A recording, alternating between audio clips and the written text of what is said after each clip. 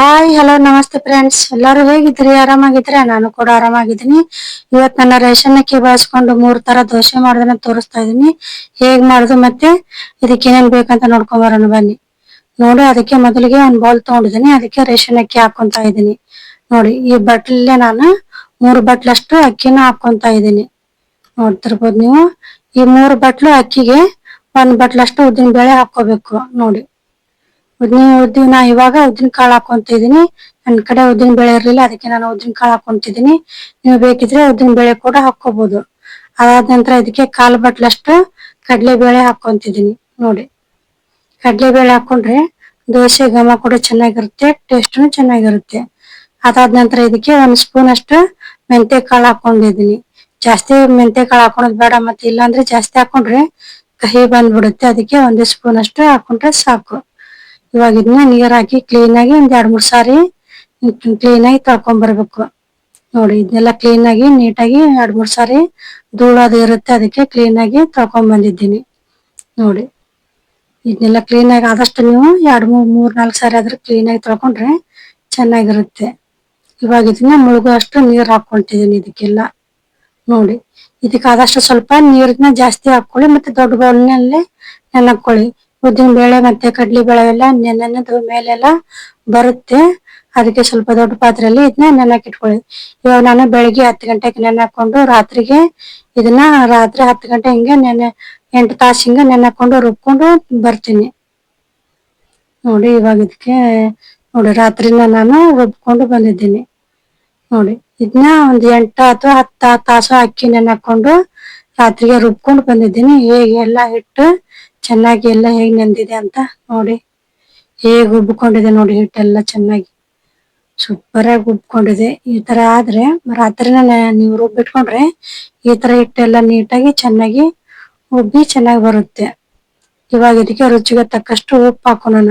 ನೀವು ದೋಸೆ ಹಿಟ್ಟು ಅಕ್ಕಿ ಎಷ್ಟು ನೆನೆಕೊಂಡಿರ್ತೀರೋ ಅದನ್ನ ನೋಡ್ಕೊಂಡು ಇವಾಗ ಇದಕ್ಕೆ ಉಪ್ಪನ್ನ ಹಾಕೊಂತಿದೀನಿ.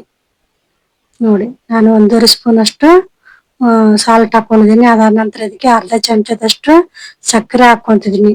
ನೀವು ಸಕ್ಕರೆ ಹಾಕೊಂಡ್ ನೋಡಿ, ಮಾಡ್ಕೊಂಡ್ ನೋಡಿ, ಟೇಸ್ಟ್ ಸೂಪರ್ ಆಗಿರುತ್ತೆ ದೋಸೆದು. ನೋಡಿ, ಇವಾಗ ಅರ್ಧ ಸ್ಪೂನ್ ಅಷ್ಟು ಸಕ್ಕರೆ ಹಾಕೊಂಡು ಇದನ್ನೆಲ್ಲ ನೀಟಾಗಿ ಸಕ್ಕರೆ ಉಪ್ಪು ಎಲ್ಲ ನೀಟಾಗಿ ಎಲ್ಲ ಕರಗ್ಬೇಕಲ್ವಾ, ಅದಕ್ಕೆ ಆದಷ್ಟು ನೀವು ಸ್ವಲ್ಪ ಹೊತ್ತು ಇದನ್ನೆಲ್ಲ ಚೆನ್ನಾಗಿ ಈ ತರ ನೀಟಾಗೆಲ್ಲ ಮಿಕ್ಸ್ ಮಾಡ್ಕೊಳ್ಳಿ. ನೀವು ಸರಿಯಾಗಿ ಮಿಕ್ಸ್ ಮಾಡ್ಲಿಲ್ಲ ಅಂದ್ರೆ ಉಪ್ಪು ಅಥವಾ ಸಕ್ಕರೆ ಒಂದ್ ಸೈಡ್ ಕುತ್ಕೊಂಡು ಮತ್ತೆ ದೋಸೆ ಹಾಕಿದಾಗ ಸಡನ್ ಆಗಿ ಬಾಯಿಗೆಲ್ಲ ಉಪ್ಪು ಬಂದ್ಬಿಡುತ್ತೆ. ಅದಕ್ಕೆ ಅದನ್ನ ಆದಷ್ಟು ನೀಟಾಗಿ ಚೆನ್ನಾಗಿ ಉಪ್ಪು ಎಲ್ಲ ಕರಗೋ ಹಾಗೆ ಚೆನ್ನಾಗಿ ಮಿಕ್ಸ್ ಮಾಡ್ಕೊಳ್ಳಿ. ನೋಡಿ, ಈ ತರ ನೀಟಾಗಿ ಚೆನ್ನಾಗಿ ಮಿಕ್ಸ್ ಮಾಡ್ಕೊಳ್ಳಿ. ಉಪ್ಪು ಕರಗಬೇಕು ಆ ತರ ಇದನ್ನ ನೀಟಾಗಿ ಮಿಕ್ಸ್ ಮಾಡ್ಕೊಳ್ಳಿ. ನೋಡಿ, ಇವಾಗ ಇದನ್ನೆಲ್ಲ ಚೆನ್ನಾಗಿ ಮಿಕ್ಸ್ ಮಾಡ್ಕೊಂಡು ಇದ್ರ ಮುಚ್ಚಳ ಮುಚ್ಚಿ ಒಂದ್ ಸೈಡ್ ಇಟ್ಕೊಂಡ್ಬಿಡೋಣ. ಈ ದೋಸೆಗೆ ಚಟ್ನಿ ಮತ್ತೆ ಪಲ್ಯ, ಮಸಾಲ ಇದಕ್ಕೆಲ್ಲ ಬೇಕಾಗಿಲ್ಲ ಸಾಮಗ್ರಿನ ಇವಾಗ ನಾವು ಮಾಡ್ಕೊಳ್ಳೋಣ ಬನ್ನಿ. ನೋಡಿ, ನಾನು ಇವಾಗ ಚಟ್ನಿ ಮಾಡ್ಕೊಳಕ್ಕೆ ಮಿಕ್ಸಿ ಜಾರ್ ತಗೊಂಡಿದ್ದೀನಿ. ಅದಕ್ಕೆ 1 ಬಟ್ಲಷ್ಟು ಹಸಿ ಕೊಬ್ಬರಿ ಹಾಕೊಂಡಿದೀನಿ. ಅದಾದ ನಂತರ ಇದಕ್ಕೆ 2 ಸ್ಪೂನ್ ಅಷ್ಟು ಕಡಲೆಬೇಳೆ ಹುರ್ಗಡ್ಲೆ ಹಾಕೊಂಡಿದೀನಿ, ಪುಟಾಣಿ ಹಾಕೊಂಡಿದೀನಿ. ಅದಾದ ನಂತರ ಇದಕ್ಕೆ ಅರ್ಧ ಇಂಚಷ್ಟು ಹಸಿ ಶುಂಠಿ ಹಾಕೊಂತಿದೀನಿ. ಮತ್ತೆ ಇದಕ್ಕೆ ಒಂದು 6-8 ಬೆಳ್ಳುಳ್ಳಿ ಹಾಕೊಂಡಿದೀನಿ. ಮತ್ತೆ ಅದಕ್ಕೆ ಸ್ವಲ್ಪ ಹುಣಸೆ ಹಣ್ಣು ಹಾಕೊಂಡಿದೀನಿ. ನೋಡಿ, ಚಿಕ್ಕ ಬೆಟ್ಟದ ನೆಲ್ಲಿಕಾಯಿಗಾದ್ರಷ್ಟು ಆದ್ರೆ ಸಾಕು. ಅದಾದ ನಂತರ ಖಾರಕ್ಕೆ ಇದಕ್ಕೆ ಮೆಣಸಿನ್ಕಾಯಿ ಹಾಕೊಂಡಿದೀನಿ. ನೀವು ಖಾರ ಎಷ್ಟು ತಿಂತ ನೋಡ್ಕೊಂಡು ಹಸಿ ಮೆಣಸಿನ್ಕಾಯಿನ ಹಾಕೋಬೇಕು. ನಾ ಇದಕ್ಕೆ 4 ಮೆಣಸಿನ್ಕಾಯಿನ ಹಾಕೊಂಡಿದೀನಿ. ಅದಾದ ನಂತರ ಇದಕ್ಕೆ ಒಂದು ಚಿಕ್ಕ ಮುಷ್ಟಿ ಅಷ್ಟು ಪುದೀನ ಸೊಪ್ಪು ಹಾಕೊಂಡಿದೀನಿ. ನೋಡಿ, ಪುದೀನ ಸೊಪ್ಪು ಇದ್ರೆ ಹಾಕೋಬಹುದು, ಇಲ್ಲಾಂದ್ರೆ ಸ್ಕಿಪ್ ಮಾಡ್ಕೋಬಹುದು. ನಂತರ ಇದಕ್ಕೆ 1 ಮುಷ್ಟಿ ಅಷ್ಟು ಕೊತ್ತಂಬರಿ ಸೊಪ್ಪು ಹಾಕೊಂಡಿದೀನಿ. ಹಾಕೊಂಡು ಇದನ್ನ ರುಬ್ಕೊಂಡ್ ಬರ್ತೀನಿ. ನೋಡಿ, ಇದನ್ನೆಲ್ಲ ನೈಸಾಗಿ ಈ ತರ ಚೆನ್ನಾಗಿ ಪೇಸ್ಟ್ ಮಾಡ್ಕೊಂಡು ಬಂದಿದ್ದೀನಿ. ಇದನ್ನ ತರಿ ಆಗಿದೆ ಅಷ್ಟೊಂದು ಚೆನ್ನಾಗಿರೋದಿಲ್ಲ ದೋಸೆಗೆ ಇಡ್ಲಿಗೆ, ಆದಷ್ಟು ಈ ತರ ಸಣ್ಣಗಿದ್ರೇನೆ ಚೆನ್ನಾಗಿರುತ್ತೆ ಚಟ್ನಿ.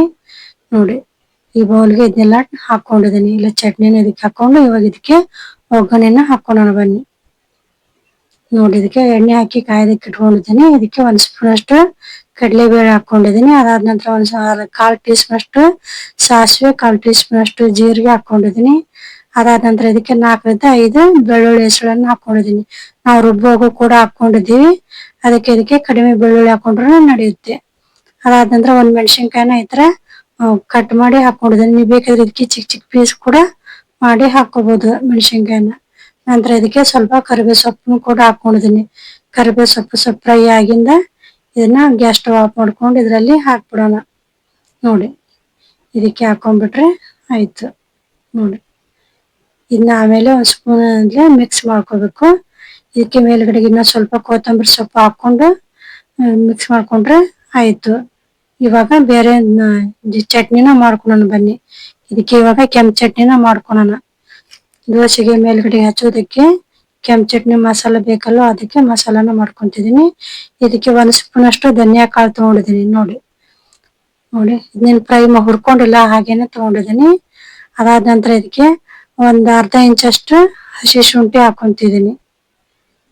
ಅದಾದ ನಂತರ ಇದಕ್ಕೆ ಒಂದ್ 6-7 ಬೆಳ್ಳುಳ್ಳಿ ಹಾಕೊಂತಿದೀನಿ.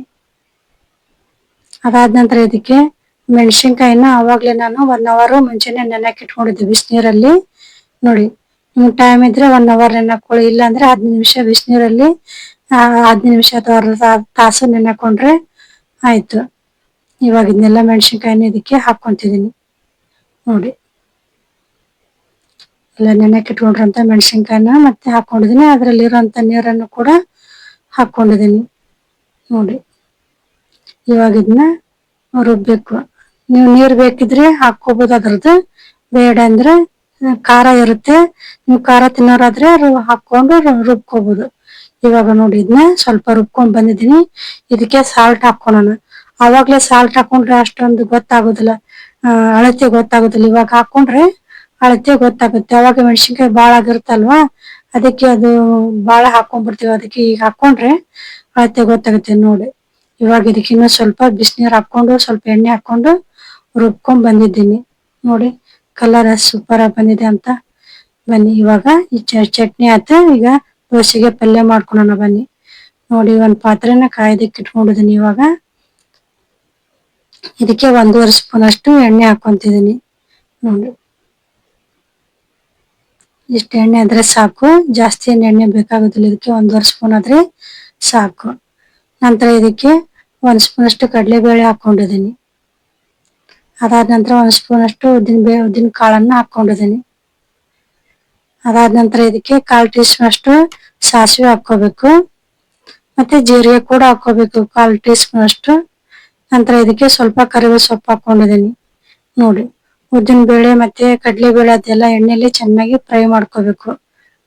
ನೋಡಿ, ಈ ತರ ಎಲ್ಲ ನೀಟಾಗಿ ಇದನ್ನ ಫ್ರೈ ಮಾಡಿ ಹಾಕೊಂಡ್ರೆ ಪಲ್ಯ ತಿನ್ನುವಾಗ ಅಲ್ಲಲ್ಲಿ ಮಧ್ಯೆ ಸಿಕ್ಕಾಗ ಟೇಸ್ಟ್ ಕೂಡ ಚೆನ್ನಾಗಿರುತ್ತೆ. ಚೆನ್ನಾಗಿ ಫ್ರೈ ಆಗ್ಲಿಕ್ಕಂದ್ರೆ ಒಂಥರ ಹಸಿ ಹಸಿ ತರ ಇರುತ್ತೆ, ಟೇಸ್ಟ್ ಚೆನ್ನಾಗಿರೋದಿಲ್ಲ. ಅದಾದ ನಂತರ ಇದಕ್ಕೆ 1 ಈರುಳ್ಳಿ ಹಾಕೊಂತಿದೀನಿ. ದೊಡ್ಡದಿದ್ರೆ ಅರ್ಧ ಹಾಕೊಳ್ಳಿ, ಚಿಕ್ಕದಿದ್ರೆ 1 ಈರುಳ್ಳಿನ ಹಾಕೊಳ್ಳಿ. ಈ ತರ ಉದ್ದುದ್ಗೆನ ಈರುಳ್ಳಿನ ಕಟ್ ಮಾಡಿ ಹಾಕೊಂಡ್ರೆ ಚೆನ್ನಾಗಿರುತ್ತೆ ಆ ಪಲ್ಯಕ್ಕೆ. ಇವಾಗ ಇದನ್ನ ನೀಟಾಗಿ ಚೆನ್ನಾಗಿ ಹಸಿ ವಾಸನೆ ಹೋಗೋವರೆಗೂ ಆದಷ್ಟು ಚೆನ್ನಾಗಿ ಫ್ರೈ ಮಾಡ್ಕೊಳ್ಳಿ. ಇದನ್ನ ಈರುಳ್ಳಿ ಚೆನ್ನಾಗಿ ಫ್ರೈ ಮಾಡ್ಕೊಳ್ಲಿಕ್ಕಂದ್ರೆ ಹಸಿ ಹಸಿ ತರ ಇದ್ದು ಆ ಪಲ್ಯ ಟೇಸ್ಟ್ನ ಕೆಡಿಸ್ಬಿಡುತ್ತೆ. ಅದಕ್ಕೆ ಇದನ್ನ ಆದಷ್ಟು ಚೆನ್ನಾಗಿ ಫ್ರೈ ಮಾಡ್ಕೊಳ್ಳಿ. ನೋಡಿ, ಎಣ್ಣೆಲಿ ಚೆನ್ನಾಗಿ ಫ್ರೈ ಮಾಡ್ಕೊಂತ ಇರ್ಬೇಕು ಇದನ್ನ. ಅದಾದ ನಂತರ ಇದಕ್ಕೆ ಇವಾಗ 1 ಟೊಮೊಟೊನ ಹಾಕೋಣ. ನೋಡಿ, 1 ಟೊಮೊಟೊ ಹಾಕೊಂತ ಇದೀನಿ. ಇದಕ್ಕೆ ನೀವು ಹುಳಿ ಕಡಿಮೆ ತಿನ್ನೋದಾದ್ರೆ ಅರ್ಧ ಟೊಮೊಟೊ ಹಾಕೋಬಹುದು. ಒಂದು ಚಿಕ್ಕ ಮೀಡಿಯಂ ಸೈಜ್ ಟೊಮೊಟೊ ಆದ್ರೆ ಟೇಸ್ಟ್ ಚೆನ್ನಾಗಿರುತ್ತೆ. ನೋಡಿ, ಇವಾಗ ಇದನ್ನೆಲ್ಲ ನೀಟಾಗಿ ಚೆನ್ನಾಗಿ ಟೊಮೊಟೊ ಎಲ್ಲ ಮೆತ್ತಗಾಗುವಾಗ ಇದನ್ನ ಚೆನ್ನಾಗಿ ಎಣ್ಣೆಲಿ ಫ್ರೈ ಮಾಡ್ಕೋಬೇಕು. ಇದು ಬೇಗ ಮೆತ್ತಗಾಗೋದಕ್ಕೆ ಸ್ವಲ್ಪ ಇವಾಗ್ಲೇನೆ ಅರಿಶಿನ ಹಾಕೊಂಡ್ಬಿಡೋಣ. ನೋಡಿ, ಇವಾಗ್ಲೇ ಅರಿಶಿನ ಹಾಕೊಂಡಿದೀನಿ. ಅದಾದ ನಂತರ ಇದಕ್ಕೆ 1 ಸ್ಪೂನ್ ಅಷ್ಟು ಹಸಿಮೆಣಸಿನ್ಕಾಯಿ ಪೇಸ್ಟ್ ಹಾಕೊಂಡಿದೀನಿ. ನೀವು ಖಾರ ನೋಡ್ಕೊಂಡು ಹಾಕೋಬಹುದು. ನೀವು ಬೇಕಿದ್ರೆ ಹಸಿಮೆಣಸಿನ್ಕಾಯಿ ಕೂಡ ಕಟ್ ಮಾಡಿ ಹಾಕೋಬಹುದು, ಮತ್ತೆ ಇಲ್ಲಾಂದ್ರೆ ಅಚ್ಕಾರ್ ಪೌಡರ್ ಕೂಡ ಹಾಕೋಬಹುದು. ನಾ ಇದು ಹಸಿಮೆಣಸಿನ್ಕಾಯಿ ಮಾಡಿರೋ ಪೇಸ್ಟ್ ಮಾಡುವಂತ ವಿಡಿಯೋನ ನಾನು ಹಿಂದಿನ ವಿಡಿಯೋದಲ್ಲಿ ತೋರಿಸಿದ್ದೀನಿ. ನೀವು ಬೇಕಿದ್ರೆ ನನ್ನ ಚಾನಲ್ ಅಲ್ಲಿ ಹೋಗಿ ಚೆಕ್ ಮಾಡ್ಕೋಬಹುದು. ನೋಡಿ, ಅದಾದ ನಂತರ ಇವಾಗ ಇದಕ್ಕೆ ರುಚಿಗೆ ತಕ್ಕಷ್ಟು ಉಪ್ಪು ಹಾಕೊಂತಿದೀನಿ. ನಾವು ಆಲೂಗಡ್ಡೆ ಮಾಡುವಾಗ ಕೂಡ ಸ್ವಲ್ಪ ಉಪ್ಪು ಹಾಕೊಂಡು ಆಲೂಗಡ್ಡೆನ ಬೇಯಿಸ್ಕೊಂಡಿರ್ತೀವಿ. ಅದಕ್ಕೆ ಇವಾಗ ಇದನ್ನ ನೋಡ್ಕೊಂಡು ಉಪ್ಪು ಹಾಕೊಳ್ಳಿ. ನಾ ಆಲೂಗಡ್ಡೆ ಬೇಯಿಸ್ಕೊಂಡಾಗ ಉಪ್ಪು ಹಾಕೊಳ್ಳೋ ವಿಡಿಯೋನ ನಾನು ಪೂರಿ ಸಾಗು ಮಾಡೋ ವಿಡಿಯೋದಲ್ಲಿ ತೋರಿಸಿದ್ದೀನಿ. ಅದರಲ್ಲಿ ಕೂಡ ನೀವು ಹೇಗೆ ಅಂತ ನೋಡ್ಕೋಬಹುದು. ಇವಾಗ ಇದನ್ನ ಚೆನ್ನಾಗಿ ಮಿಕ್ಸ್ ಮಾಡ್ಕೊಂಡಾಗಿದೆ. ಇವಾಗ ಆಲೂಗಡ್ಡೆನ ಇದಕ್ಕೆ ಹಾಕೋಣ. ನೋಡಿ, ಆಲೂಗಡ್ಡೆನ ನೀವು ಚಿಕ್ಕ ಚಿಕ್ಕ ಪೀಸ್ ಆದ್ರೆ ಕಟ್ ಮಾಡ್ಕೋಬಹುದು, ಇಲ್ಲಾಂದ್ರೆ ಸ್ಮ್ಯಾಶರ್ ತಗೊಂಡು ಅದನ್ನ ಮಿಕ್ಸ್ ಆದ್ರೂ ಮಾಡ್ಕೋಬಹುದು. ಇದನ್ನ ನೀಟಾಗಿ ಎಲ್ಲಾನು ಈ ಆಲೂಗಡ್ಡೆಗೆ ಉಪ್ಪು ಖಾರ ಎಲ್ಲ ಮಸಾಲೆ ಹಿಡ್ಕೊಂಡು ಆಗಿದ್ನ ನೀಟಾಗಿ ಎಣ್ಣೆಲಿ ಮಿಕ್ಸ್ ಮಾಡ್ಕೋಬೇಕು. ನಿಮ್ಗೆ ಹಾಗೇನಾದ್ರೆ ಎಣ್ಣೆ ಕಡಿಮೆ ಅನ್ಸಿದ್ರೆ ಇನ್ನೂ ಸ್ವಲ್ಪ ನೀವು ಎಣ್ಣೆ ಹಾಕೋಬಹುದು. ನಾ ಎಣ್ಣೆ ಹಾಕೊಳೋದಿಲ್ಲ, ಆಗಿದ್ರಲ್ಲೇನೆ ಚೆನ್ನಾಗಿ ಮಿಕ್ಸ್ ಮಾಡ್ಕೊಂತೀನಿ ನೋಡಿ. ಇದಕ್ಕೆ ಮತ್ತೆ ನೀರ್ ಅದೇನು ಹಾಕೊಳೋದು ಬೇಡ, ಹಾಗೇನೆ ಇದನ್ನ ಬಿಡೋಣ.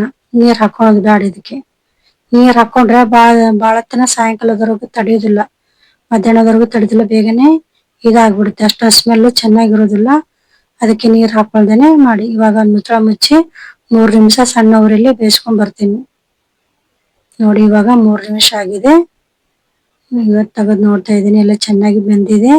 ಇವಾಗ ಇದಕ್ಕೆ ಸಣ್ಣದಾಗಿ ಕಟ್ ಮಾಡಿ ಇಟ್ಕೊಂತ ಕೊತ್ತಂಬರಿ ಸೊಪ್ಪು ಹಾಕೊಂಡಿದೀನಿ. ಹಾಕೊಂಡು ಸೈಡ್ಗೆ ಇಟ್ಕೊಂಡೋಣ. ಇವಾಗ ದೋಸೆ ಮಾಡ್ಕೊಳೋದಕ್ಕೆ ರೆಡಿ ಮಾಡ್ಕೊಳ್ಳೋಣ ಬನ್ನಿ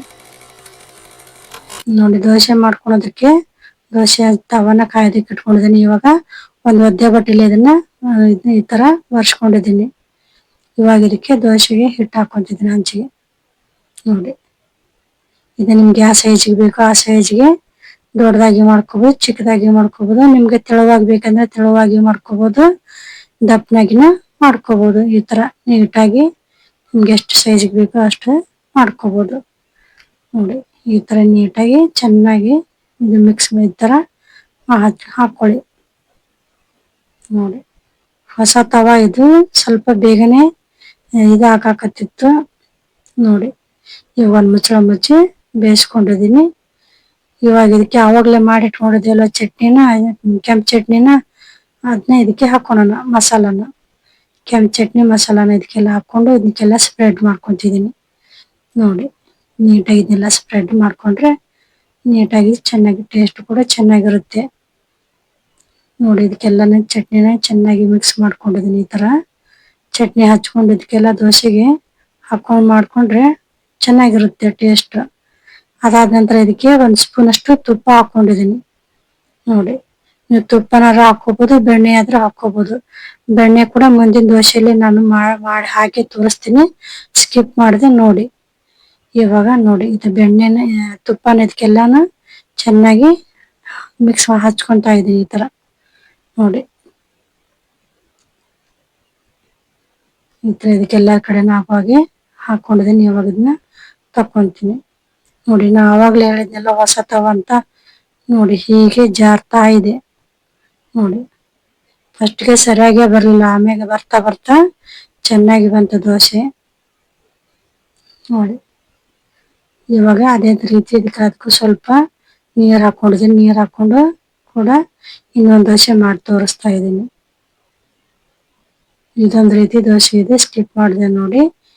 ಇನ್ನೊಂಥರ ದೋಸೆನ ಮಾಡಿ ತೋರಿಸ್ತೀನಿ ನೋಡಿ. ನಿಮ್ಗೆ ಯಾವ ಸೈಜ್ ಬೇಕೋ ಮತ್ತೆ ಎಷ್ಟು ದಪ್ಪ ಬೇಕೋ ಅಷ್ಟು ನೀವು ಮಾಡ್ಕೋಬಹುದು ನೋಡಿ. ಇದನ್ನೆಲ್ಲ ನೀಟಾಗಿ ಎಲ್ಲ ಸ್ಪ್ರೆಡ್ ಆಗುವಾಗೆ ಹಾಕೊಂಡಿದ್ದೀನಿ. ಇವಾಗ ಅದೇ ಕೆಂಪು ಚಟ್ನಿನ ಇದಕ್ಕೂ ಕೂಡ ಎಲ್ಲ ಕಡೆ ಮಿಕ್ಸ್ ಆಗುವಾಗೆ ಸರಿಯಾಗಿ ಎಲ್ಲ ಕಡೆ ಹಚ್ಬೇಕು ಈ ತರ ನೋಡಿ. ಈ ತರ ಬ್ರಷ್ ಎಲ್ಲ ಹಚ್ಕೋಬಹುದು, ನೀವು ಸ್ಪೂನಲ್ಲಿ ಕೂಡ ಹಚ್ಕೋಬಹುದು. ಅದಾದ ನಂತರ ಇದಕ್ಕೆ ಬೆಣ್ಣೆ ಹಾಕೊಂತಿದೀನಿ ನೋಡಿ. ಬಟರ್ನ ಹಾಕೊಂತಿದೀನಿ. ನಿಮ್ಗೆ ಬಟರ್ ಇಷ್ಟ ಇದ್ರೆ ಬಟರ್ ಹಾಕೋಬಹುದು, ಇಲ್ಲಾಂದ್ರೆ ತುಪ್ಪ ಕೂಡ ಹಾಕೋಬಹುದು ನೋಡಿ. ಬಟರ್ ಹಾಕೊಂಡು ಇದಕ್ಕೆಲ್ಲಾನು ಎಲ್ಲ ಕಡೆನೂ ಆಗುವಾಗೆ ಹಚ್ಕೊಂಡು ಒಂದು ಮುಚ್ಚಳ ಮುಚ್ತಿದೀನಿ. ಈ ಸ್ವಲ್ಪ ಮಸಾಲೆ ಎಲ್ಲ ದೋಸೆ ಹೀರ್ಕೊಂಡ್ರೆ ಟೇಸ್ಟ್ ಚೆನ್ನಾಗಿರುತ್ತೆ ನೋಡಿ. ಇವಾಗ ಇದೆಲ್ಲ ಆಗಿದೆ. 1 ನಿಮಿಷ ಆಗಿದ್ದಾಗ ಇದಕ್ಕೆ ಮೇಲ್ಗಡೆಗೆ ಸ್ವಲ್ಪ ಮಾಡಿಟ್ಕೊಂಡಿದ್ವಲ್ವ ಅವಾಗ್ಲೇ ಆ ಪಲ್ಯನ ಇದಕ್ಕೆ ಹಾಕೊಂಡಿದೀನಿ ನೋಡಿ. ನಿಮ್ಗೆ ಯಾವ ಡಿಸೈನ್ ಬೇಕೋ ಆ ಡಿಸೈನ್ಗೆ ದೋಸೆನ ಮಡಚಿ ಮಕ್ಳಿಗೆ ಕೊಟ್ರೆ ಖುಷಿಯಾಗಿ ತಿಂತಾರೆ ನೋಡಿ. ಈ ತರ ಮಾಡಿ ಡಿಸೈನ್ ಮಾಡಿಕೊಟ್ರೆ, ಹೋಟೆಲ್ ಅಲ್ಲಿ ಮಾಡ್ಕೊಡ್ತಾರಲ್ಲ ಆ ತರ ಡಿಸೈನ್ ಮಾಡ್ಕೊಟ್ರೆ ಮಕ್ಕಳಿಗೆ ತುಂಬಾ ಇಷ್ಟ ಆಗುತ್ತೆ, ಇಷ್ಟಪಟ್ಟು ತಿಂತಾರೆ ನೋಡಿ. ನೋಡಿ ಸೂಪರ್ ಆಗಿದೆ. ಅದಾದ ನಂತರ ಇನ್ನೊಂದು ದೋಸೆ ಕೂಡ ಅದೇ ರೀತಿ ಹಾಕಿದೀನಿ, ಮತ್ತೆ ಅದೇ ರೀತಿ ಚಟ್ನಿ ಹಾಕಿದೀನಿ. ಇದಕ್ಕೆ ಪನ್ನೀರ್ ತುರಿದು ಹಾಕೊಂತಿದೀನಿ ನೋಡಿ. ಅದೇ ಮಸಾಲೆ ಹಚ್ಕೊಂಡು ಮತ್ತೆ ಇದಕ್ಕೇನೆ ಬಟರ್ ಹಾಕೊಂಡಿದೀನಿ. ಬಟರ್ ಹಾಕೊಂಡು ಇವಾಗ ಪನ್ನೀರ್ ಹಾಕೊಂಡಿದೀನಿ ನೋಡಿ. ನೀವು ಪನ್ನೀರ್ ಎಷ್ಟು ಬೇಕೋ ಅಷ್ಟು ಹಾಕೋಬಹುದು. ಇದಕ್ಕೆ ಹಾಕೊಂಡು ಒಂದು ಮುಚ್ಚಳ ಮುಚ್ಚಿ ಬೇಯಿಸ್ಕೊಂಡಿದೀನಿ ನೋಡಿ. ನೋಡಿ ಅದೇ ರೀತಿ ಇದಕ್ಕೆ ಸ್ವಲ್ಪ ಪಲ್ಯ ಹಾಕೊಂಡಿದ್ದೀನಿ ನೋಡಿ. ಆಲೂಗಡ್ಡೆ ಪಲ್ಯ ಹಾಕೊಂಡು ಅದಕ್ಕೆ ಇವಾಗ ಒಂದು ಪ್ಲೇಟ್ಗೆ ಹಾಕೊಂಡಿದ್ದೀನಿ ನೋಡಿ. ಫಸ್ಟ್ ಸರಿಯಾಗಿ ಬರಲಿಲ್ಲ, ಬರ್ತಾ ಬರ್ತಾ ಚೆನ್ನಾಗಿ ಬಂತು ಫ್ರೆಂಡ್ಸ್, ಸೂಪರ್ ಆಗಿ ಬಂತು. ಹೊಸ ತವ ಅಲ್ವಾ ಅದಕ್ಕೆ ಅಷ್ಟೊಂದು ಸರಿಯಾಗಿ ಬರ್ಲಿಲ್ಲ ಫಸ್ಟ್, ಆಮೇಲೆ ಬರ್ತಾ ಬರ್ತಾ ಚೆನ್ನಾಗಿ ಬಂತು ನೋಡಿ. ಬೆಣ್ಣೆ ಹಾಕೊಂಡಿದೀನಿ, ಮೇಲ್ಗಡೆ ಹೇಗೆ ಜೇರಿತಾ ಇದೆ ಅಂತ ನೋಡಿ. ಸೂಪರ್ ಆಗಿ ಬರ್ತಾ ಇದೆ. ಯಾರೆಲ್ಲ ಸಬ್ಸ್ಕ್ರೈಬ್ ಮಾಡದೆ ನೋಡ್ತಿದ್ರೆ ದಯವಿಟ್ಟು ಸಬ್ಸ್ಕ್ರೈಬ್ ಮಾಡ್ಕೊಳ್ಳಿ, ಸಪೋರ್ಟ್ ಮಾಡಿ ನೋಡಿ. ಬೆಣ್ಣೆ ಹೇಗೆ ಜರಿತಾ ಇದೆ ಅಂತ, ವಾವ್ ಸೂಪರ್ ಆಗಿ ಜರಿತಾ ಇದೆ ನೋಡಿ. Wow super. ನೀವು ಕೂಡ ಚೆನ್ನಾಗಿರುತ್ತೆ, ನೀವು ಕೂಡ ಖಂಡಿತ ಟ್ರೈ ಮಾಡಿ. ನಿಮ್ಗೆ ಯಾವ ತರ ದೋಸೆ ಇಷ್ಟ ಆತಂತ ಕಮೆಂಟ್ ಮಾಡಿ ತಿಳಿಸಿ. ದೇವರೆಲ್ಲರಿಗೂ ಒಳ್ಳೇದ್ ಮಾಡಿ. ನಮಸ್ಕಾರ.